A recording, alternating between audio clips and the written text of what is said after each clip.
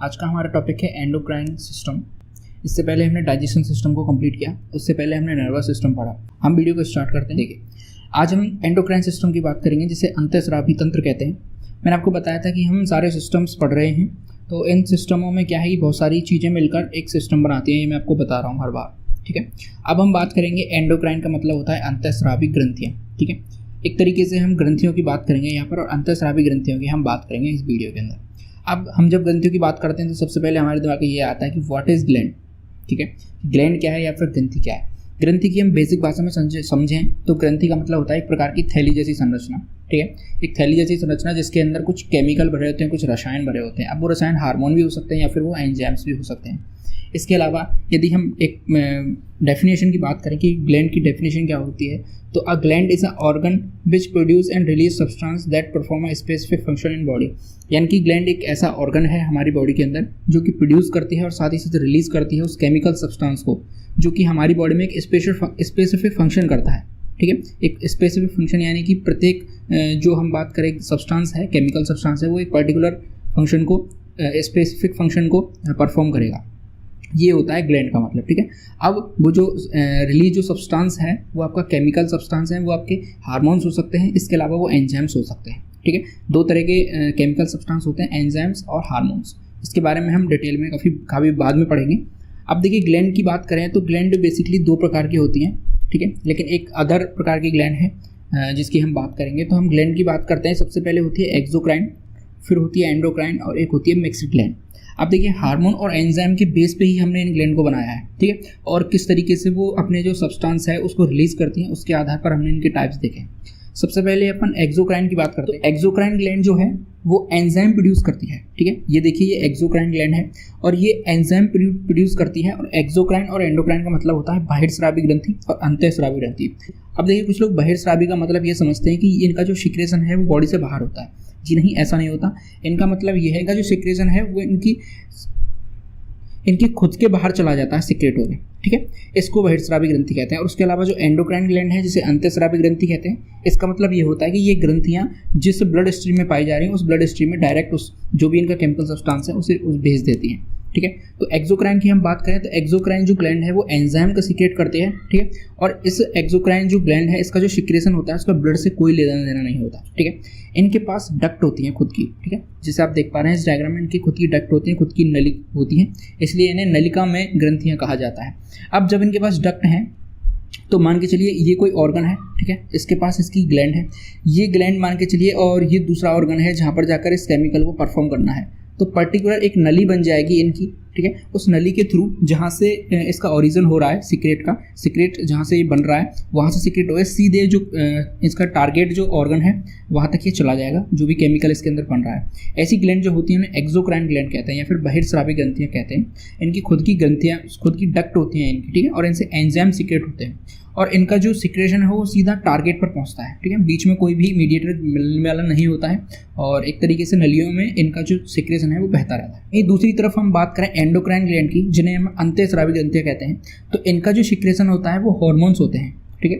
Hormones एक विशेष प्रकार के केमिकल हैं जो एक पर्टिकुलर हम कहें किसी भी एक्टिविटी को परफॉर्म कराते हैं हमारी बॉडी के अंदर, ठीक है।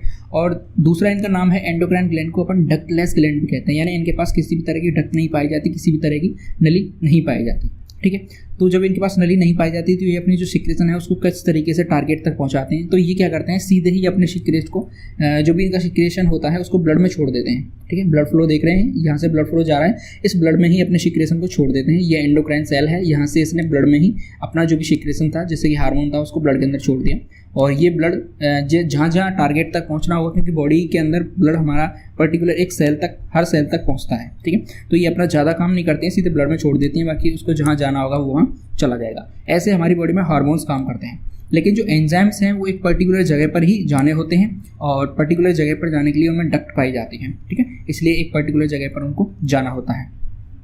दूसरी बात करें तो इनको डक्टलेस ग्लैंड भी कहते हैं। जहाँ उनको डक्टेड ग्लैंड कह रहे थे, यानी नलिका में ग्रंथियाँ कह रहे थे, इनको नलिका विहीन ग्रंथियाँ कहते हैं। इसी तरह की जो तीसरी ग्लैंड है जिसे मिक्स्ड ग्लैंड कह रहे थे या फिर मिश्रित ग्रंथियाँ कहते हैं, इनका मतलब क्या है कि इनसे हार्मोन और एंजाइम दोनों का सिक्रेशन होता है, ठीक है। ये जब इनको एंजाइम सीक्रेट करना होगा तो एंजाइम का सिक्रेशन करेंगी और जब इनको हार्मोन का सिक्रेशन करना होगा तो ये हार्मोन को सीक्रेट करेंगी। इनमें एक एग्जांपल है आपका पेनक्रियाज। हमने डाइजेशन में पढ़ा था पेनक्रियाज, जिसके अंदर हार्मोन्स भी निकलते हैं और उसके अलावा उससे कुछ एंजाइम्स भी निकलते हैं। डाइजेशन में हमने सिर्फ एंजाइम्स के बारे में पढ़ा था और इसी तरीके से कुछ हार्मोन्स भी उसके अंदर निकलते हैं। एंजाइम्स हमने पढ़े लाइपेज, ट्रिप्सिन, ठीक है, ये सब तो एंजाइम हैं जो कि किससे सीक्रेट होते हैं, पेनक्रियाज से सीक्रेट होते हैं या फिर अग्नाशय से सीक्रेट होते हैं। इसके अलावा जो हार्मोन की बात करें तो इंसुलिन हार्मोन आपने सुना होगा। इंसुलिन हार्मोन को कौन सीक्रेट करता है, वो भी अग्नाशय की बीटा सेल्स जो हम कहें इंसुलिन हार्मोन को सीक्रेट करती हैं। तो इस तरीके से मिक्स ग्लैंड होती हैं और ये दोनों तरह का काम करता है, एंजाइम भी सीक्रेट करता है और हार्मोन को भी सीक्रेट करता है। तो आपने ग्लैंड को समझ लिया, ग्लैंड के प्रकार देख लिए हमने। अब देखिए हमारी बॉडी के अंदर हेड से लेके और लास्ट का जो हमारा पोर्शन है, कमर वाले पोर्शन या फिर पेट के जो एब्डोमेन का नीचे का एरिया है, वहाँ तक कुछ ग्लैंड्स पाए जाते हैं, ठीक है। इस वीडियो के अंदर हम सिर्फ एंडोक्राइन ग्लैंड्स की बात कर रहे हैं। तो मेल और फीमेल में सिर्फ एक ग्लैंड को छोड़कर बाकी सारी ग्लैंड्स जो हैं वो सेम होती हैं। एक एक को हम बात करते हैं। सबसे पहले अपन हेड की बात करते हैं तो हेड में ग्लैंड पाई जाती है जिसे पीनियल ग्लैंड कहते हैं, ठीक है। उसके बाद पिट्यूटरी ग्लैंड और हाइपोथैलेमस ग्लैंड पाए जाते हैं जो कि दोनों में सेम होते हैं, मेल और फीमेल में। इसके अलावा थायराइड एंड पैराथायराइड ग्लैंड पाई जाती हैं। यदि हम थोड़ा सा ब्रेन से थोड़ा सा नीचे की तरफ बढ़ते हैं, गर्दन की तरफ आते हैं, तो थायराइड और पैराथायराइड ग्लैंड हमें देखने को मिलती हैं। उसके बाद थोड़ा सा नीचे हम चलते हैं, बक्ष की तरफ चलते हैं अपन, तो वहाँ पर हमें थाइमस ग्लैंड देखने के लिए मिलती है। एक एक के हम बात करें परफॉर्मेंस अभी देखेंगे कौन कौन से हार्मोन सीक्रेट होते हैं क्या। उसके अलावा जब हम नीचे तरफ आते हैं तो पेट के पास हमें पेनक्रियाज देखने को मिलता है, ठीक है। और पेनक्रियाज से थोड़ा सा नीचे जब हम किडनी पे आते हैं तो किडनी के ऊपर ही हमें एड्रिनल ग्लैंड देखने को मिलती है, ठीक है। एड्रिनल ग्लैंड 2 होती हैं और इनसे क्या सीक्रेट होता है अभी हम देखेंगे। इसके अलावा यहाँ तक जो चीज़ें हैं वो सारी सेम है मेल के अंदर और फीमेल के अंदर, ठीक है। लेकिन चेंजेस आता है आपके टेस्टिकल्स और ओवरी के अंदर। ये क्या है, ये गोनाड सेल्स हैं, ठीक है, या फिर गोनाड हम कहें गोनाड्स कहते हैं इन्हें। और ये अलग अलग सीक्रेट करती हैं और दोनों में अलग अलग होती हैं, तभी ये इनसे जो हार्मोन सीक्रेट होते हैं वही इनको मेल को मेल बनाते हैं और फीमेल को फीमेल बनाते हैं, ठीक है। ये मेल और फीमेल में दोनों में डिफरेंस होता है। अब अपन एक एक ग्रंथि के बारे में पढ़ते चलेंगे और क्या क्या उनके परफॉर्मेंस है, क्या क्या उनके फंक्शन है, वो हम बात करेंगे। देखिए सबसे पहले हम बात कर रहे हैं हाइपोथैलेमस की, ठीक है। हाइपोथैलेमस जो कि ब्रेन के बिल्कुल बीचों बीच पाया जाता है, ठीक है। और ये किसको सीक्रेट करता है, ये ब्रेन का ही पार्ट है। हाइपोथैलेमस ये ग्लैंड है, ब्रेन का ही पार्ट है और ये न्यूरो सेक्रेटरी सेल्स के अंदर पाई जाती हैं। तो ये बना किससे होता है, ये न्यूरो सेक्रेटरी सेल से बना होता है और ये न्यूरो हार्मोन या फिर हम कहें नर्वस हार्मोन को सीक्रेशन करता है। और ये क्या करता है कि they connect both nervous and endocrine system, यानी कि ये हर चीज़ को हम कहें हैंडल करने वाला चीज़ है या कंट्रोल करने वाली चीज़ है हाइपोथैलेमस जो होती है। अभी अपन देखेंगे कि जो सारी ग्रंथियां हैं उनको कंट्रोल कौन करती है, पिट्यूटरी ग्लैंड उनको कंट्रोल करती है, आप जानते हैं। लेकिन पिट्यूटरी ग्लैंड को कौन कंट्रोल करता है, हाइपोथैलेमस उनको भी कंट्रोल करता है। तो एक तरीके से हम कहें कि सभी ग्रंथियों का बाप है या हम कहें जो फादर है वो है पिट्यूटरी ग्लैंड। और जब हम कहें दादा की बात आती है यानी कि पिताजी की जब हम बात करते हैं तो वो हाइपोथैलेमस है, ठीक है, क्योंकि वो पिट्यूटरी को भी कंट्रोल कर रहा है कि किस ग्रंथि से कौन सा काम आपको करवाना है। दूसरी चीज़, ये कनेक्ट करता है नर्वस सिस्टम और एंडोक्राइन सिस्टम को आपस में, ठीक है। नर्वस सिस्टम हमने पहले वीडियो में पढ़ा और एंडोक्राइन सिस्टम हम पढ़ रहे हैं, तो दोनों को कंट्रोल करने का काम कौन करता है, हाइपोथैलेमस दोनों को कंट्रोल करने का काम करता है। इसके अलावा ये हमारी जितनी भी फीलिंग्स होती हैं, भावनाएं होती हैं, इसके अलावा भूख प्यास, इन सबको कंट्रोल कौन करता है, हाइपोथैलेमस ही कंट्रोल करता है। इसके अलावा हम देखेंगे कौन कौन से हार्मोन सीक्रेट करता है। तो देखिए various releasing hormone like gonadotropin releasing hormone, ठीक है। गोनेडोट्रोपिन रिलीजिंग हार्मोन वो होते हैं जो गोनाड से रिलीज होते हैं, ठीक है। उसके अलावा जो ग्रोथ हार्मोन है उनको कौन रिलीज़ करेगा, कैसे रिलीज़ करेगा, उनको ये बताता है, जैसे कि सोमेटोस्टेनिन है, ठीक है, वो हमारा ग्रोथ हार्मोन है एक प्रकार का। तो ग्रोथ हार्मोन कब कितना सीक्रेट होना चाहिए ये कौन डिसाइड करेगा, ये आपका हाइपोथैलेमस डिसाइड करता है।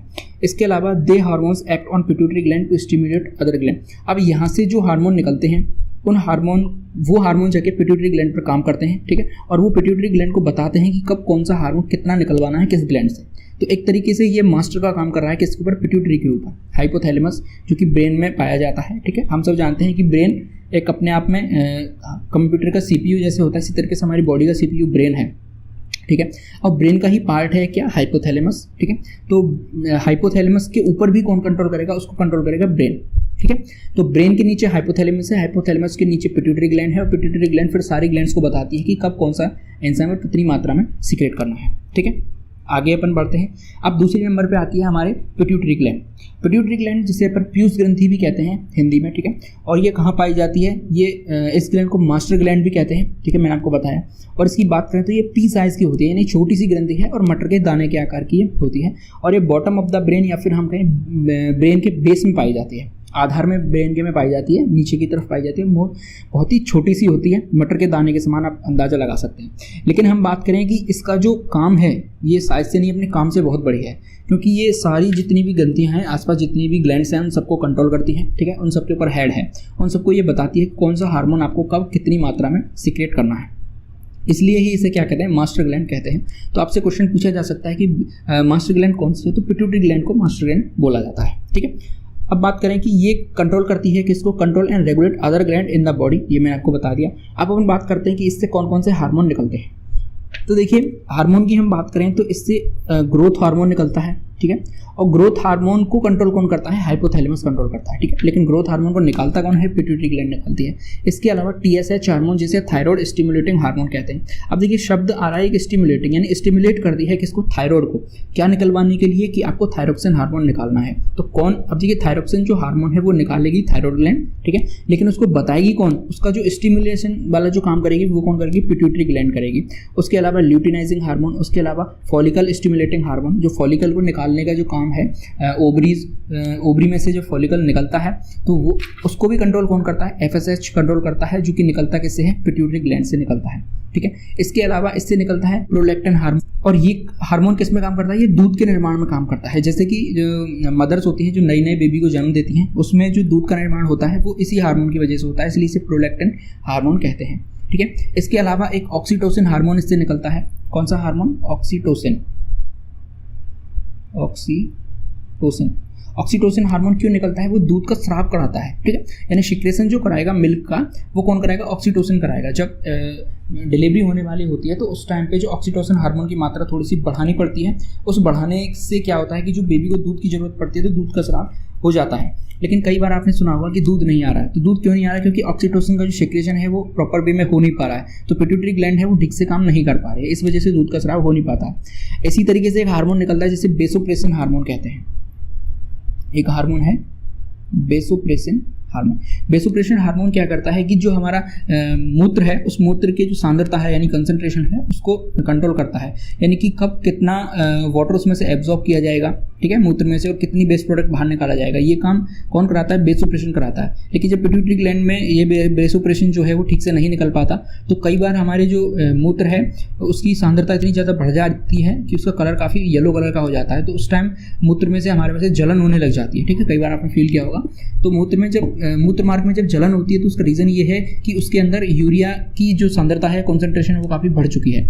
इसके अलावा हम बात करेंगे जब बेसोप्रेसिन का जो लेवल है वो काफ़ी कम हो जाएगा, तब क्या होगा, जो हमारा मूत्र है उसमें ज़्यादातर वाटर का लॉस हो जाएगा, ठीक है। तो हमारी बॉडी में पानी की कमी हो जाएगी। तो बेसोप्रेसिन का एक लिमिट के अंदर सीक्रेट होना बहुत ज़रूरी है, और इसको कंट्रोल कौन करता है, पिट्यूटरी ग्लैंड इसको कंट्रोल करती है, ठीक है। और मैंने आपको बताया सोमेटोट्रोपिक हार्मोन जो निकलता है, STH जिसे अपन कहते हैं, वो ग्रोथ हार्मोन को कंट्रोल करता है, ठीक है। ग्रोथ हार्मोन कब कितना निकलना है उसका भी कंट्रोल कौन करता है, पिट्यूटरी ग्लैंड करती है।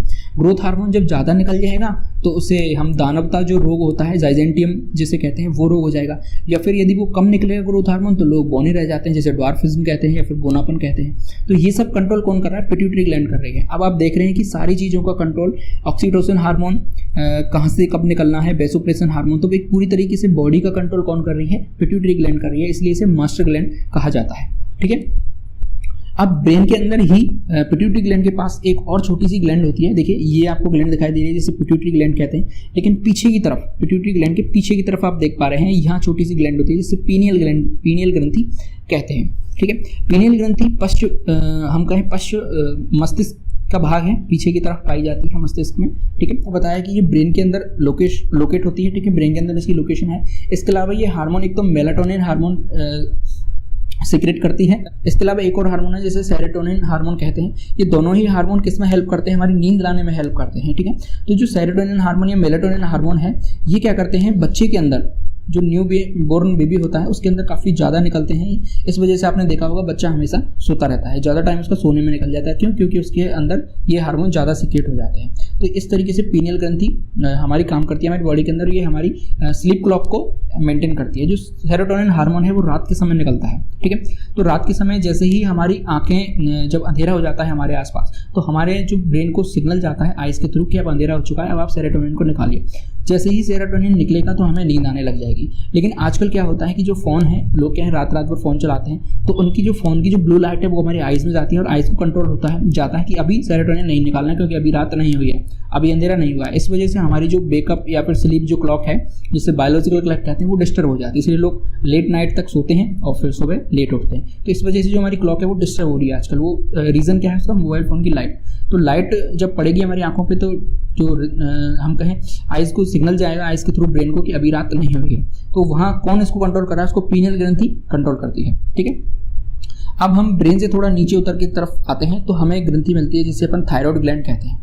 थायराइड ग्लैंड आपने कई बार सुना होगा, इसे हिंदी में कहते हैं अबडू ग्रंथि। ठीक है, और थायराइड ग्लैंड काफ़ी बड़ी ग्रंथि है, लार्जेस्ट एंडोक्राइन ग्लैंड है। अब देखिए यहाँ पर समझने वाली बात क्या है कि अगर पेपर में क्वेश्चन आता है कि लार्जेस्ट एंडोक्राइन ग्लैंड और ऑप्शन होता है वहाँ पे थायराइड, तो आप थायराइड को टिक करेंगे। इसके अलावा यदि सीधा आता है कि largest gland in the body, तो वहाँ पर आपको क्या लिखना है? लीवर। ठीक है, वहाँ पर आपको क्या लिखना है? लीवर, क्योंकि लीवर सबसे बड़ी ग्रंथि है। लेकिन सबसे बड़ी अंतःस्रावी ग्रंथि कौन है? वो है आपकी कौन? Thyroid gland. ठीक है, थायराइड ग्लैंड हमारी नेक के अंदर पाई जाती है। नेक से थोड़ा सा नीचे जो आपका ये एडम्स एप्पल होता है जो गले में बाहर की तरफ निकला होता है, इसके नीचे की तरफ एच आकार की ग्रंथि पाई जाती है, जिसे क्या कहते हैं? थायराइड ग्रंथि कहते हैं। Present in the front of the neck. ठीक है, नेक के सामने की तरफ पाई जाती है और एक दो प्रकार के हार्मोन सिक्रेट करती है। एक है ट्राई आयोडोथायरोनिन, ठीक है, जिसे T3 कहते हैं, और दूसरा है थायरोक्सिन जिसे T4 कहते हैं। आपने देखा होगा जब आजकल थायराइड जो बीमारी है वो काफ़ी चल रही है, तो वहाँ पर जब डॉक्टर जांच लिखता है तो वो T3 T4 की जांच लिखता है। इसका हम मेन कंपोनेंट कहें थायरोक्सिन हार्मोन का, वो आयोडीन होता है। ठीक है, जो थायरोक्सिन के सिंथेसाइज के लिए काफ़ी हेल्प करता है। ठीक है, और ये हमारी जो मेटाबॉलिज्म है उसको रेगुलेट करती है। इसकी बॉडी जो थायरोक्सिन हार्मोन है ये हमारी बॉडी की जो मेटाबॉलिज्म है उसको रेगुलेट करने का काम करता है। ठीक है, और T3 T4 का मतलब यहाँ पर ये है कि एक हार्मोन है टायरोसिन, और टायरोसिन के साथ, जैसे कि मैं आपको बताऊं, एक हार्मोन है टायरोसिन। टायरोसिन के साथ जितने मॉलिक्यूल आयोडीन के मिलते जाएंगे उस हिसाब से T3 T4 बनते जाएंगे। ठीक है, जैसे टायरोसिन के साथ यदि हम T3 की बात करें तो टायरोसिन के साथ 3 आयोडीन के मॉलिक्यूल हैं। ठीक है, तो ये क्या बना हमारा? Try iodothyronine. इसी हिसाब से यदि हम टायरोसिन के साथ 4 मॉलिक्यूल जोड़ दें आयोडीन के, तो फिर ये क्या बन जाएगा? T4 बन जाएगा, जिसे थायरोक्सिन कहते हैं या फिर टेट्रा आयोडोथायरोनिन कहेंगे। ठीक है, इस तरीके से T4 और T3 का जो हम नामकरण अपन करते हैं। और इसकी जो डेफिशिएंसी है, यदि हम बात करें थायरोक्सिन हार्मोन से डेफिशिएंसी से एक रोग हो जाता है जिसे अपन कहते हैं गॉइटर रोग या फिर गलगंड रोग। ठीक है, या फिर जिसी को कहते हैं अपन घेंगा रोग। घेंगा रोग के अंदर क्या होता है कि आयोडीन की कमी से जो थायराइड ग्लैंड है वो सूज जाती है। सूजने के बाद ये फूलकर गर्दन को काफ़ी मोटी कर देती है, जिसे घेंगा रोग कहते हैं। और ये पहाड़ी जो लोग होते हैं उन लोगों में ज़्यादा पाया जाता है, क्योंकि वहाँ पर आयोडीन की डेफिशिएंसी काफ़ी हमें देखने को मिलती है नमक के अंदर। ठीक है, तो आयोडीन की कमी होगी तो इसको ये कंप्लीट थायरोक्सिन नहीं बना पाएगा तो ये ग्रंथि फूलकर मोटी हो जाती है, जिसे गॉइटर रोग कहते हैं। इसके अलावा एक आपने सुना होगा क्रेटिनिज्म रोग। ये किसके अंदर होता है? ये बच्चों के अंदर होता है, जिसे जड़ मानवता कहते हैं। इसके अंदर बच्चे मोटी बुद्धि के हो जाते हैं। ठीक है, सोचने समझने की क्षमता उनकी कम होती है, पेट बाहर निकल जाता है। ये भी किसकी कमी से होता है? ये आयोडीन की कमी से होता है। वह हम बात करें यदि हम बात करें थायरोक्सिन हार्मोन काफ़ी ज़्यादा मात्रा में निकल जाए तो उसे एक रोग हो जाता है जिसे मिक्सोडीमा कहते हैं, जिससे आदमी फूलकर मोटा हो जाता है काफ़ी। तो ये जो रोग है मिक्सोडीमा, जिससे थायरोक्सिन हार्मोन काफ़ी ज़्यादा मात्रा में रिलीज होता है, ये बीमारी हमारे आसपास देखने को मिलती है। फीमेल्स में ये बीमारी ज़्यादा हमें देखने को मिलती है। तो थायराइड ग्लैंड आपने देखा काफ़ी मेजर रोल होता है इसका एंडोक्राइन ग्लैंड के अंदर। इसके आगे अपन बढ़ते हैं तो एक दूसरी ग्लैंड है जिसे कहते हैं पैराथायरॉइड ग्लैंड। पैराथायरॉइड ग्लैंड एक हम बात करें तो ये थायराइड ग्लैंड के ऊपर पाई जाती है। ये पीले कलर की आपको दिखाई दे रही है। ठीक है, 4 ग्रंथियों की छोटी छोटी संरचना है, इन्हें अपन पैराथायरॉइड कहते हैं, फिर पराअबडू इसे हिंदी में कहा जाता है, और ये थायराइड के ऊपर पाई जाती है। ठीक है, यदि हम इन चारों का डिवाइडेशन करें तो ऊपर की जो 2 हैं इनको बोला जाता है अपर पैराथायरॉइड और नीचे की को बोला जाता है लोअर पैराथायरॉइड ग्रंथि। ठीक है, पैराथायरॉइड की बात करें तो ये बटरफ्लाई शेप्ड पेयर ग्लैंड है। ठीक है, तितली के आकार की हमें देखने को मिलती है। इसके अलावा ये हार्मोन रिलीज करते हैं जिसे पैराथार्मोन कहते हैं। ठीक है, पैराथार्मोन या फिर पैराथायरोक्सिन हार्मोन इससे निकलता है, और ये किसको रेगुलेट करता है? कैल्शियम और फास्फोरस लेवल को ये रेगुलेट करता है। अब देखिए कैल्शियम और फास्फोरस हमारे किसके कंपोनेंट हैं? बोन को बनाने में काम आते हैं। ठीक है, तो यदि कैल्शियम और फास्फोरस का लेवल काफ़ी कम हो जाएगा तो हमारी जो हड्डियां हैं कमजोर हो जाएंगी। ठीक है, तो इसलिए पैराथायरॉइड ग्लैंड से जो हार्मोन निकलता है जिसे पैराथायरोक्सिन या फिर पैराथायरोमोन कहते हैं, वो निकलना काफ़ी सही से निकलना चाहिए हमारी बॉडी के अंदर, तभी हमारी बॉडी ठीक से काम कर पाएगी। आगे अपन बढ़ते हैं, एक ग्लैंड होती है, थोड़ा सा गर्दन से नीचे चलते हैं तो थाइमस ग्लैंड हमारे सामने आती है, जो कि बक्ष गुहा में पाई जाती है, और ये हमारे हम कहें जहाँ ट्रैकिया के खत्म होती है उसके जस्ट पीछे की तरफ पाई जाती है, ठीक है। और थाइमस ग्रंथि प्राइमरी लिम्फोइड ऑर्गन्स है, लिम्फेटिक सिस्टम हम कभी पढ़ेंगे आगे फ्यूचर में, तब मैं आपको बताऊंगा कि लिम्फेटिक सिस्टम कैसे हमारी बॉडी के अंदर काम करता है। तो इम्यून सिस्टम के अंदर थाइमस का काफ़ी मेजर रोल होता है, क्योंकि थाइमस सेल मैच्योर होते हैं जिन्हें लिम्फोसाइट या फिर टी सेल कहते हैं। लिम्फोसाइट सेल्स आपने सुना होगा, बी लिम्फोसाइट और टी लिम्फोसाइट सेल्स, ठीक है। तो टी लिम्फोसाइट जो सेल होती है उनका मैच्योरेशन कहाँ होता है, थाइमस के अंदर वो सेल्स बनती हैं जिन्हें अपन थाइमस सेल, लिम्फोसाइट या फिर टी सेल कहते हैं, उनका मैच्योरेशन वहीं पर होता है। इसके अलावा ये ग्रंथि अपने प्रोटीन का सिक्रेशन भी काफ़ी बढ़ाती है, यानी हमारी बॉडी में प्रोटीन ज़्यादा मात्रा में एब्जॉर्ब हो उसके लिए कौन सी ग्रंथि जिम्मेदार है, थाइमस ग्रंथि जिम्मेदार है। और हम बात करें कि जो 15 साल के बाद, जब हमारी एज बच्चों की 15 साल से जो छोटे बच्चे होते हैं उनके अंदर ये जो ग्रंथि है ये काफ़ी सक्रिय होती है, और सक्रिय होने का नतीजा ये होता है कि जब छोटे बच्चे आपने देखा होगा तब वो खेलने के लिए घर से बाहर निकलते हैं तो तब काफ़ी देर तक वो खेल के आते हैं, तब भी उनको भूख नहीं लगती है, ठीक है। और वो काफ़ी मतलब उनको खेलना ज़्यादा जरूरी है भूख लगने की बजाय, तो वो खेलते रहते क्यों, क्योंकि उनके अंदर जो प्रोटीन है उसकी सिंथेसिस काफ़ी ज़्यादा हो रही है और प्रोटीन का एब्जॉर्प्शन काफ़ी ज़्यादा हो रहा है, तो उनको भूख की इतनी चिंता नहीं होती है। दूसरी, जब जो छोटे बच्चे होते हैं वो कुछ भी उठा के अपने मुंह में डाल लेते हैं, आपने देखा होगा, तो तब वो इतने बीमार, तब भी वो बीमार नहीं होते हैं। क्यों? क्योंकि उनके अंदर जो हम बात करें जो लिम्फोसाइट सेल्स हैं वो ज़्यादा मात्रा में बन रही है, टी लिम्फोसाइट सेल। और लिम्फोसाइट सेल्स क्या करती हैं, हमारी बॉडी के अंदर जितने भी फॉरेन पार्टिकल्स आते हैं उन सबको खत्म कर देती है। तो जब लिम्फोसाइट सेल्स इतनी ज़्यादा मात्रा में मैच्योर हैं, हमारी काफ़ी ज़्यादा मात्रा में निकल रही है, तो छोटे मोटे बैक्टीरिया वायरस को वो वैसे ही खत्म कर देती है, इसलिए छोटा बच्चा बहुत कम बीमार होता है, ठीक है। और जब 15 साल से ज़्यादा हमारी उम्र होने लगती है तो जैसे जैसे अपन बड़े होने लगते हैं तो ये थाइमस ग्लैंड है ये सिकुड़ने लगती है, ठीक है। इसकी साइज काफ़ी कम हो जाती है और सिकुड़ते सिकुड़ते काफ़ी लास्ट में जाकर बिल्कुल खत्म हो जाती है, ठीक है। तो थाइमस ग्लैंड से आप समझ सकते हैं टी लिम्फोसाइट जो सेल्स हैं उनका मैच्योर सिस्टम है और ये प्राइमरी लिम्फोइड ऑर्गन्स है थाइमस ग्लैंड हमारी बॉडी के अंदर, ठीक है। आगे अपन बढ़ते हैं पेनक्रियास को मिक्स्ड ग्लैंड भी कहते हैं, ठीक है। ये एंजाइम और उसके साथ साथ हार्मोन का सीक्रेट भी करता है, लेकिन अभी हम एंडोक्राइन के अंदर पढ़ रहे हैं इसे, तो अपन हार्मोन्स की बात करेंगे। देखिए, the pancreas is endocrine as well as exocrine gland, ठीक है। तो इस एक तरीके से मिक्स्ड ग्लैंड हो गई, ठीक है। The pancreas secret hormone like glucagon, insulin, these two balance in the blood sugar level in the body. तो देखिए, हार्मोन्स की हम बात, एंजाइम्स हमने डाइजेशन के अंदर पढ़ लिए कि कौन कौन से डाइजेशन के थ्रू एंजाइम्स निकाल रहा था, जैसे कि ट्रिप्सिन और पेप्सिन एंजाइम, ठीक है। तो ये एंजाइम्स निकल रहा था। अब हम बात कर रहे हैं हार्मोन्स कौन कौन से निकलते हैं, तो देखिए ग्लूकागॉन, इंसुलिन, ये दोनों क्या करते हैं, हमारी बॉडी के अंदर जो ब्लड शुगर लेवल है, ब्लड के अंदर जो शुगर का लेवल है, ग्लूकोज का लेवल है, उसको मेंटेन करके रखते हैं। यदि दोनों में से इंसुलिन की कमी हो जाए तो डायबिटीज रोग हो जाते हैं, जैसे डायबिटीज मेलाइटिस कहते हैं, ठीक है। इसके अलावा हम बात करें दूसरा हार्मोन है जिसे सोमेटोस्टेनिन कहते हैं एंड पेनक्रिएटिक पॉलीपेप्टाइड, ये दोनों हार्मोन भी कौन सीक्रेट करता है, पेनक्रियास से ही सीक्रेट होते हैं दोनों ही हार्मोन, ठीक है। और इनकी कमी से, जैसे इंसुलिन की कमी से आप बेसिक रोग जानते हैं कौन सा है, डायबिटीज मेलाइटिस रोग है जो इंसुलिन की कमी से होता है। इसमें क्या करते हैं, इंसुलिन के इंजेक्शन लगते हैं, ठीक है, जिससे इंसुलिन को लेवल किया जाता है और ब्लड शुगर लेवल को वो कंट्रोल करता है। तो ये पेनक्रियास से निकलते हैं, ठीक है। आगे अपन बढ़ते हैं एड्रीनल ग्लैंड की तरफ। जो एड्रीनल ग्लैंड है नीचे आते हैं तो किडनी हमें देखने को मिलती है, ठीक है। किडनी के ऊपर ही दो टोपी जैसी संरचना पाई जाती है जिसे अपन एड्रीनल ग्लैंड कहते हैं, तो किडनी का कैप इन्हें कहा जाता है, ठीक है। Adrenal gland have two region known as the adrenal cortex and adrenal medulla. दो भाग हैं इसके, अंदर से ये बिल्कुल तिकोनी होती है, जैसे समोसे का शेप होता है, अंदर से जब से काटते हैं तो बिल्कुल समोसा जैसी हमें दिखाई देती है। कॉर्टेक्स रीजन सीक्रेट करता है हार्मोन जैसे cortisol, aldosterone and androgen, while the medulla reason secret hormones adrenaline and non adrenaline. तो हाइड्रो जो एड्रिनलिन है इसे दो तरीके के भाग हैं इसके, एक कॉर्टेक्स रीजन है, दूसरा आपका मेडुला रीजन है। तो जो कॉर्टेक्स रीजन है उससे 3 हार्मोन निकलते हैं, जिसे कॉर्टिसोल, एल्डोस्टेरोन और दूसरा है एंड्रोजन्स हार्मोन, ठीक है। ये एंड्रोजन्स जो हार्मोन है हमारे सेक्स हार्मोन से इन्हें कहा जाता है। कॉर्टिसोल हार्मोन हमारी बॉडी के अंदर जो हम कहें डिप्रेशन या इन चीज़ों को बढ़ा देता है, ठीक है। तो जो बीच वाला रीजन है जिसे मेडुलर रीजन कहते हैं, वहाँ से जो हार्मोन्स निकलते हैं वो एड्रिनलिन और नॉन एड्रिनलिन हार्मोन निकलते हैं। तो जो एड्रिनलिन हार्मोन है उन्हें आपात हार्मोन कहा जाता है या फिर इमरजेंसी हार्मोन्स उन्हें कहा जाता है, क्योंकि ये इमरजेंसी में निकलते हैं, जैसे किसी से लड़ाई झगड़ा हो जाए तो ये हार्मोन निकल जाते हैं। इसके अलावा डर की स्थिति में, ठीक है, तो ये हार्मोन निकल जाते हैं, या फिर हम कोई ऐसी चीज़ देख लें जो हम सहन नहीं कर सकते तब ये हार्मोन्स निकलते हैं, ठीक है। तो एड्रिनलिन हार्मोन जब हमारी आपात स्थिति में निकलते हैं, ठीक है, डर की स्थिति में, भय की स्थिति में, तो तब हमारी बॉडी से तुरंत एक नॉन एड्रिनलिन हार्मोन निकलता है जो कि इनको कंट्रोल करने का काम करता है। यदि एड्रिनल हार्मोन की मात्रा हमारी बॉडी में ज़्यादा बढ़ने लगे तो फिर हमारी बॉडी की जो बीपी है वो बढ़ जाता है, साथ ही साथ हार्ट बीट बढ़ जाती है।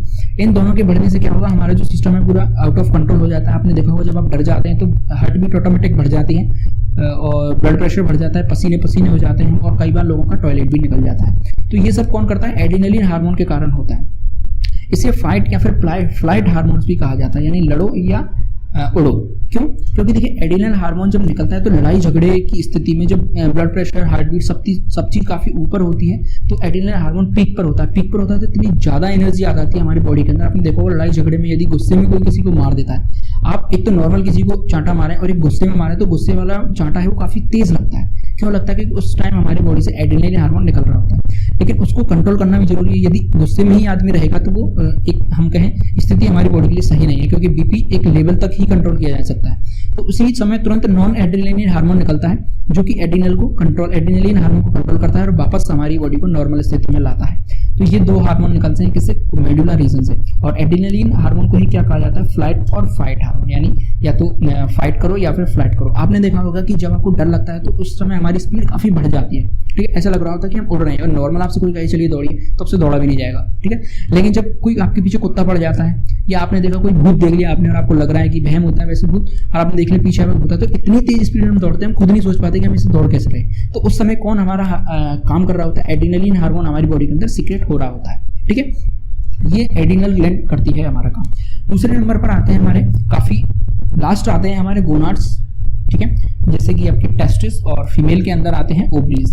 ये दोनों ऐसी ग्रंथियां हैं ये दो मेल और फीमेल को अलग अलग बनाती हैं, ठीक है। अब तक मेल फीमेल के अंदर सेम चीज चल रही थी, लेकिन गोनाड ग्लैंड को हिंदी में बोलते हैं जनन ग्रंथियां, जो कि दोनों में अलग अलग होती है, मेल में अलग होती है, फीमेल में अलग होती है। और इनसे सेक्स हार्मोन्स निकलते हैं या फिर जनन हार्मोन्स निकलते हैं। और जब हम हार्मोन्स वाले टॉपिक में पढ़ेंगे तो वहां पर मैं आपको बताऊंगा कि जनन यानी कि जो इतने भी हार्मोन्स होते हैं ये स्टेरॉइड के बने होते हैं, ठीक है। जितने भी जनन हार्मोन्स होते हैं वो स्टेरॉइड के बने होते हैं। अब देखिए gonads are reproductive glands present in male and female, दोनों में प्रेजेंट होते हैं, मेल एंड फीमेल में। Male gonad is a pair of testis, यानी कि टेस्टिस यानी वृषण का जोड़ा होता है, मेल गोनाड जिन्हें कहते हैं, विच सिक्रेट द हार्मोन टेस्टोस्टेरोन।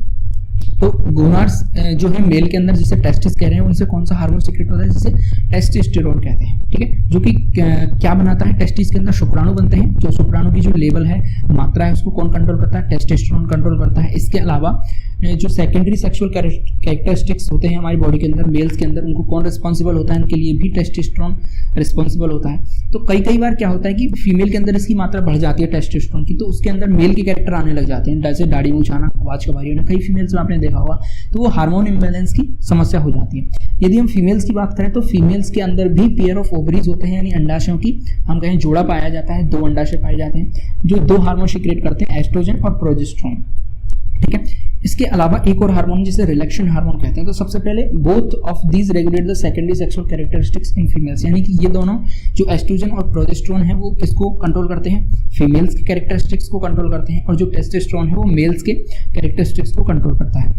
अब देखिए क्या होता है कि कई बार जो हार्मोन की इम्बैलेंस ही हो जाती है हमारी बॉडी के अंदर, तो टेस्टोस्टेरोन की मात्रा मेल्स के अंदर होनी चाहिए लेकिन वो फीमेल्स के अंदर बढ़ने लग जाती है, तो वहाँ पर मेल्स के कैरेक्टर आने लग जाते हैं, जैसे दाढ़ी मूंछ आने लग जाती है, आवाज़ भारी होने लग जाती है। और कई बार जैसे कि कुछ फीमेल्स होती हैं वो बॉडी बिल्डिंग का शौक रखती हैं, पहलवानी बॉडी बिल्डिंग का शौक रखती हैं, तो वो कई बार स्टेरॉइड लेती हैं, तो वो टेस्टोस्टेरोन का इंजेक्शन लेती हैं, तो उस टाइम आप देखते हैं उनकी जो बॉडी है दूर से ही कुछ मेल्स जैसी लगने लग जाती है, ठीक है। ऐसे यदि हम फीमेल्स की बात करें तो फीमेल्स में एस्ट्रोजन और प्रोजेस्टेरोन 2 हार्मोन्स होते हैं, ठीक है। तो जो एस्ट्रोजन हार्मोन्स हैं वो आपका मेंस्ट्रुअल साइकिल के लिए जिम्मेदार है, मेंस्ट्रुअल साइकिल रेगुलर होती रहे उसके लिए एस्ट्रोजन होता है। दूसरा प्रोजेस्टेरोन हार्मोन है, वो हम कहें जो फीमेल्स के अंदर बच्चा डिलीवरी होने वाली होती है तो बच्चे की रक्षा करता है एक तरीके से, ठीक है। तो प्रोजेस्टेरोन हार्मोन उसके लिए काम करता है। दूसरा हार्मोन है जिसे रिलैक्सेशन हार्मोन कहते हैं, और ये क्या करता है? जब डिलीवरी होने वाली होती है तो मांसपेशियों को रिलैक्स करता है, इसलिए इसे क्या बोलते हैं? रिलैक्सेशन हार्मोन कहा जाता है, ठीक है। यदि रिलैक्सेशन हार्मोन ठीक से रिलीज नहीं होता तो फिर वहाँ पर सर्जरी करके बच्चे को बाहर निकाला जाता है, नॉर्मल डिलीवरी वहाँ पर नहीं हो पाती है। लेकिन कई बार क्या होता है कि देखिए मेल्स के अंदर भी एस्ट्रोजन प्रोजेस्टेरोन पाया जाता है लेकिन उनका लेवल काफी कम होता है, और कई बार कुछ रीजन से आपने देखा होगा कि मेल्स के अंदर एस्ट्रोजन की मात्रा बढ़ जाती है, तो एस्ट्रोजन की मात्रा बढ़ जाती है तो वहाँ पर फीमेल्स के कुछ कैरेक्टर्स आने लग जाते हैं, जैसे कि आपकी आवाज़ का पतली हो जाना, ठीक है, और थोड़ा सुकड़ के चलना। इसके अलावा जो नीचे वाला पार्ट है जो हमारी थाइस के आसपास का एरिया उसका चौड़ा हो जाना, तो ये सब एस्ट्रोजन के जो लेवल है उसका ऊपर बढ़ने के कारण होता है, या फिर चेस्ट के जो इनकी जो ब्रेस्ट होती है उनकी साइज थोड़ी बढ़ जाना, ठीक है। तो ये एस्ट्रोजन का जो इम्बैलेंस हो जाता है इसकी वजह से ये होता है कारण। तो मेल और फीमेल में दोनों में अलग अलग हार्मोन्स पाए जाते हैं जो मेल को मेल बनाता है और फीमेल को फीमेल बनाता है। इस तरीके से हमने आज एंडोक्राइन सिस्टम को पढ़ा। आई होप आपको समझ में आया होगा।